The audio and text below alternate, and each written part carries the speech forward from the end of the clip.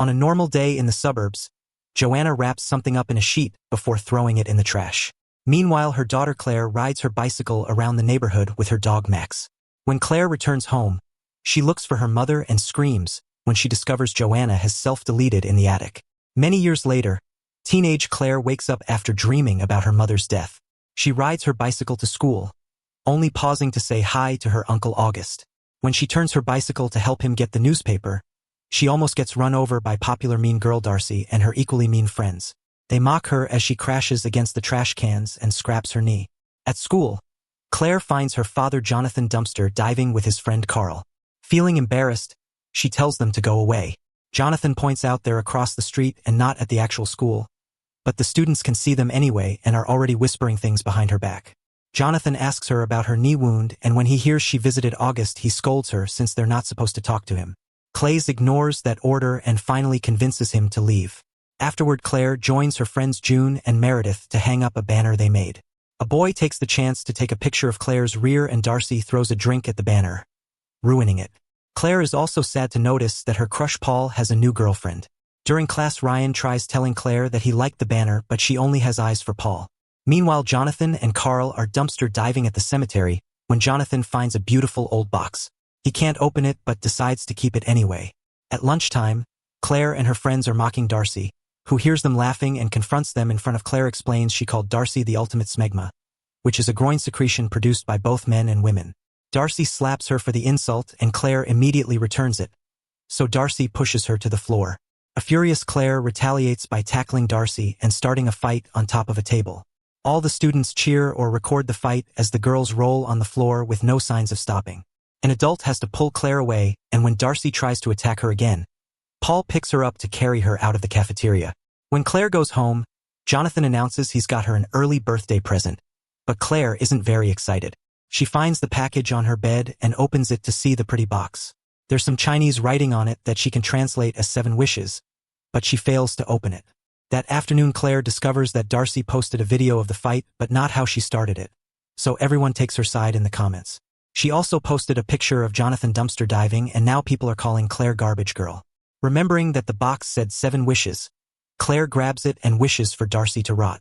At that moment, she hears Max at the door and opens it for him, but Max refuses to enter the room and growls at the box. In the middle of the night, while Claire is asleep, the box opens and plays some music. Claire feels uncomfortable but never wakes up, and the box closes itself. After having a sleepover with some friends, Darcy wakes up and goes to the bathroom, only to discover her legs are rotting. When she looks in the mirror, she screams at the rotting appearing on her face too. The noise wakes up her friends, who immediately take pictures. Later at school, the photos go viral and everyone makes fun of Darcy. When Claire gets home, she takes a picture of the box, wanting to find out more about it. At that moment, she realizes she hasn't seen Max in a while. She goes looking for him and follows a noise under the deck. Suddenly something falls and Claire is horrified to notice it's Max's body being eaten by rats. Afterward, Jonathan and Carl bury Max and Claire cries because the dog had been a gift from her mother. The next day, Claire shows her Chinese teacher the box pictures to ask him about the words she couldn't understand. However, he explains this is ancient Chinese, so she'll have to ask a scholar. Ryan overhears this and tells her he has a cousin who could help, but she turns him down. In the evening, Claire makes a post remembering Max. She's interrupted by a message from Meredith, who tells her to check Paul's social media. After looking at Paul's photos, Claire grabs the box and wishes for Paul to fall madly in love with her. The next morning, Paul ignores his girlfriend to talk to Claire. While the box opens to play its music, August is getting unfortunately he slips and falls inside the tub, hitting his head and dying in the process. When Claire goes home, she sees August's death on the news and Jonathan says it's good riddance. Since the family ignored him for years, he doesn't think August left them anything. Then Claire tries to go to her room and trips on some stuff her dad salvaged, so she yells at him for bringing trash to the house. Tired of being poor, Claire runs to her room and grabs the box to wish for August to leave her everything. Sometime later, Jonathan gets a call informing him that August left his fortune to Claire. The family immediately moves to August's fancy house and Claire gets a new phone plus her own car. She goes shopping for nice clothes with her friends, they get a makeover, and buy lots of snacks. The new look is noticed by Paul. In the evening, Claire is shocked to see the box opening and playing music. Meanwhile, Claire's former neighbor is using her garbage disposal and hears a strange noise coming from the machine. She turns it off to take a closer look, but she doesn't notice anything, so she turns it on again only for her braid to get caught in it. Since the machine is pulling her down, she can't reach the button again, and eventually her scalp is torn off. The woman's neck lands on the edge of the disposal and breaks, killing her. The next day, Jonathan shows Claire that he's found some of Joanna's old paintings. Claire's worried she may end up like her mother, but Jonathan promises to take care of her to avoid that from happening. Moments later, Claire finds Jonathan playing the saxophone, which he hadn't touched since Joanna died. This means he's making an effort to move on. That night, Claire keeps dreaming about the box. Suddenly, she wakes up and notices a shadow moving outside. She rushes out to check, but she can't see anyone. The next day, Paul breaks up with his girlfriend and immediately asks Claire out, but she says she'll think about it. Later, she searches for the symbols from the box on the internet, but she can't find any information. So she has no choice but to ask Ryan for help. On the way to see his cousin, Ryan and Claire bond over memories from the first grade and their belief in the multiverse. Eventually, they meet with Gina, who thinks the box appears to be a version of a Chinese wish pot. You're supposed to write your wish on a piece of paper and put it in the pot, then wait for it to come true. Gina translates the text, noticing it promises to grant 7 wishes and that there are rules.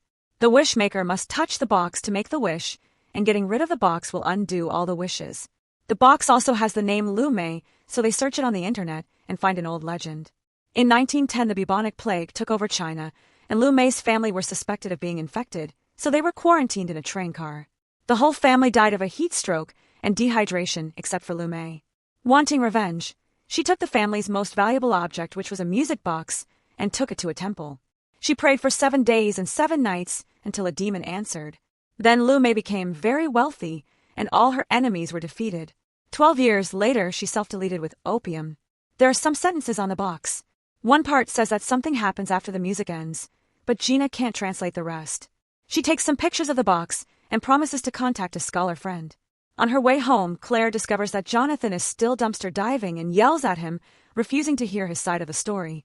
When she gets home, she grabs the box to wish her dad wasn't so embarrassing. That night, Jonathan appears as a cool saxophone player that June finds attractive. Meanwhile, Gina receives an email from her friend with a full translation of the box and thinks it's messed up. At that moment, the box opens, and a storm causes the power to go out in her apartment. Gina goes to the balcony for better signal and leaves a message on Ryan's phone saying the box text is freaking her out. Suddenly, the door closes behind her and causes her to drop her phone, so she returns to her apartment. Because of the darkness, she trips on the carpet and falls on top of a bull statue that stabs her with its horn, instantly killing her. The next morning, Ryan is horrified to find her body and the translation. He rushes to school and tells Claire that the remaining text says the box requires a blood price. Ryan keeps asking if Claire's made any wishes, but she avoids answering. During lunch, Paul invites Claire to sit at his table, but the popular kids hate seeing her and walk away. Later, an edited picture appears on social media showing Claire grabbing trash from a dumpster. When she goes home, she takes the box and wishes to become the most popular girl in school. In the evening, Paul invites Claire to a party, and everyone claps when she arrives. After dancing for a while, Paul and Claire kiss. That night, Claire dreams about her mother's death again, but this time the box appears in the dream too. When she wakes up, she sees someone outside recording her. Claire tries chasing after the man, but he's faster and gets to escape. Suddenly, someone appears behind her, but it's just her dad. When she tries to explain what's happening, she realizes it all started with the box, so she hides in an event. The next day, Claire visits her former neighbor. Nobody answers the door, but she smells a terrible stench. Claire goes inside and is horrified to find the body in the kitchen. Later at school, Claire gets to sit with the popular kids, but she doesn't feel comfortable and goes looking for Meredith and June, who aren't happy about the way she's been ignoring them. Claire convinces them to hear her out and tells them about the deaths and the box, which she has chained up. Meredith thinks it's a coincidence and calls Claire selfish for asking for dumb things instead of curing cancer. After a short argument, June convinces Claire it's better if she gets rid of the box. Claire goes outside to do so, but she hears Jonathan playing the saxophone and decides to keep it after all. Sometime later at a party, Claire is kissing Paul in his car when she finds another woman's clothes. Then she checks Paul's phone and discovers a bunch of pictures of her, which means he's the guy who has been sneaking into her garden. Claire breaks up with him, although he refuses to accept it. At that moment, the box opens and a decoration falls on top of a bonfire at the party. Meredith pulls June out of danger just in time to save her. Meanwhile, Jonathan is on his way to a gig, only for his car to get a flat tire.